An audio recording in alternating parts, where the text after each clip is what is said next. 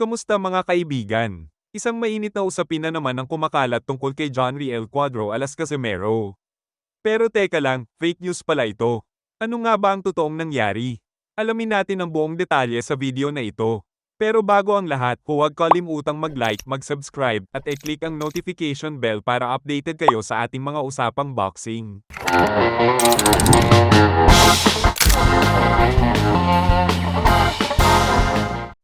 Nitong mga nakaraang araw, nagulantang ang mga boxing fans matapos mag-post ang El Caballero del Boxeo sa kanilang opisyal na Facebook page. Ayon sa kanila, magaganap daw ang laban ni John Riel Casimero kontra sa Puerto Rican fighter na si Abimael Ortiz. Pero ayon mismo kay Cuadro Alas, wala raw katotohanan ng balitang ito. Hindi ko nga kilala si Abimael Ortiz, ani pa niya. Malinaw na ang balitang ito ay gawa-gawa lamang at hindi opisyal na kumpirmado mula sa kampo ni Casimero. Dagdag pa rito, naging palaisipan din sa mga fans kung paano nagkaroon ng ganitong anunsyo. Sa kabila ng kalituhan, umabot ang balitang ito sa iba't ibang boxing communities online. Ang mga supporters ni Casimero ay nagpakita ng suporta sa kanya at naghayag ng pagkadismaya sa maling impormasyon. Sa kabila nito, naging malinaw naman agad na hindi dapat paniwalaan ang nasabing post mula sa El Caballero del Boxeo. Hindi man totoo ang laban kay Abimael Ortiz, mas malaking plano ang inihahanda ng kampo ni Casimero para sa 2025. Isa sa mga pangunahing pangalan na target ni Cuadro Alas ay si Muradjan Akhmadaliev, ang dating unified champion. Kilala si Akhmadaliev sa kanyang bilis at lakas sa loob ng ring. Kaya't siguradong magiging isang maganda at patas na laban kung matutuloy ito. Bukod kay Akhmadaliev, matagal na target din ni Casimero si Naoya Inoue, ang tinaguriang monster ng Japan.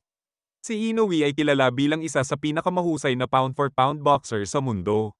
Ang posibleng laban na ito ay tiyak na maghahatid ng excitement hindi lamang sa mga Filipino boxing fans, kundi pati na rin sa buong mundo.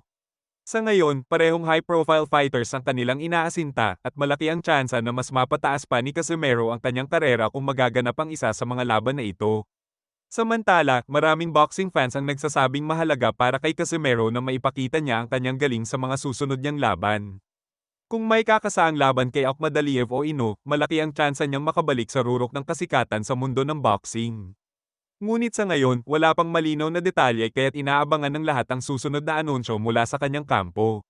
Samantala, kaliwat kanan ng reaksyon ng mga fans sa fake news tungkol kay Abimael Ortiz.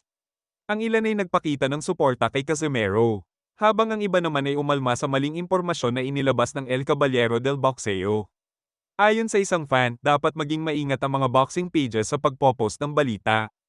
Nakakapanloko ito ng mga fans. Bukod sa mga fans, nagbigay din ng komento ang ilang boxing analyst tungkol sa mga target fights ni Casimero.